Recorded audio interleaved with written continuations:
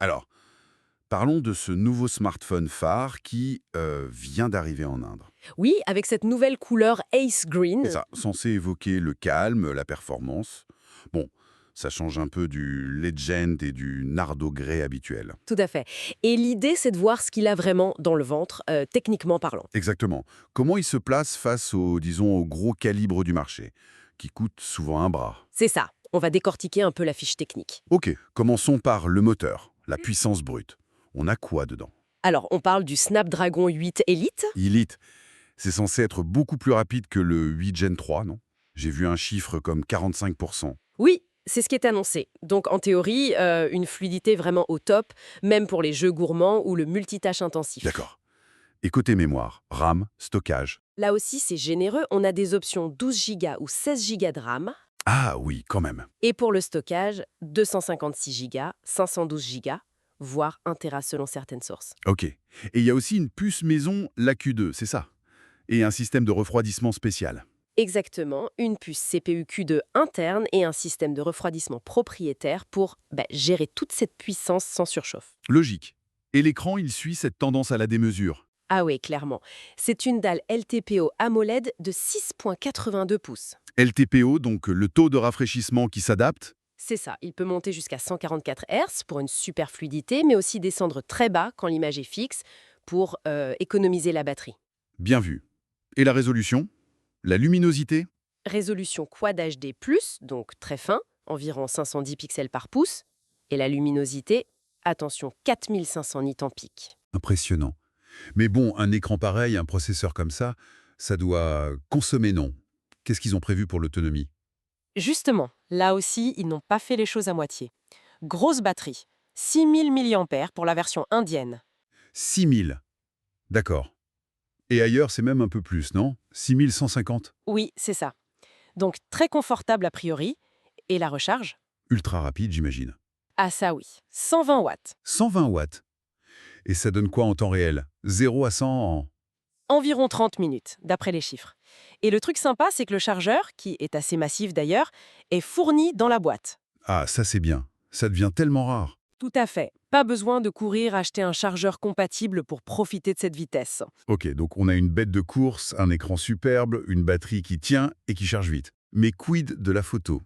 C'est souvent là que le bas blesse ou que les choix se font. Alors, sur le papier, ça a l'air solide.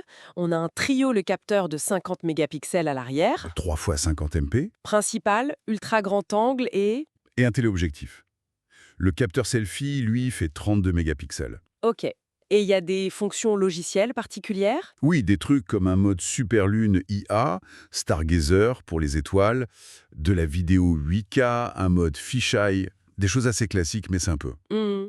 Mais le téléobjectif, tu disais, c'est quoi son niveau de zoom optique? Et c'est là que peut-être il y a un petit compromis. C'est un zoom optique 2 fois, seulement 2 fois. Ah oui, aujourd'hui on voit souvent du 5 fois, voire du 10 fois optique sur le haut de gamme. Exactement. Donc pour des portraits ou des zooms légers, ça ira. Mais pour aller chercher des détails très lointains, ce sera forcément moins performant. C'est peut-être un des points où ils ont coupé pour maintenir le prix. C'est une possibilité, oui. Certaines analyses disent que si la photo et surtout le zoom longue portée est la priorité absolue, il vaut peut-être mieux regarder ailleurs ou attendre la prochaine version. D'accord, c'est noté. Et pour le reste, le design, les matériaux, la prise en main. Alors, on est sur du premium, Dos en verre, cadre en alliage d'aluminium, solide, résistant. oui, très. Certification IP68 et même IP69 pour la résistance à l'eau et à la poussière. C'est le top du top. IP69, ok. Et il a ce look un peu particulier avec la lumière au dos, non? Oui, cette bande LED, la Monster Halo Light, elle est personnalisable. Bon, c'est un élément de design, disons, distinctif. Et en main, malgré le grand écran, la grosse batterie. Apparemment, il reste assez fin et agréable à tenir. Le capteur d'empreinte est sous l'écran, de type ultrasonique. Ultrasonique, donc rapide et fiable, même avec les doigts un peu humides. Normalement, oui. Et dans la boîte, on trouve aussi une coque transparente et une protection d'écran déjà posée. Petit détail. Il y a un partenariat avec BMW M Motorsport, visible sur certains packaging. OK. Et pour finir, le logiciel, Android. mise à jour. Alors, il tourne sous FunTouchOS 15, qui est basé sur Android 15. Et le suivi des mises à jour, ils promettent quoi?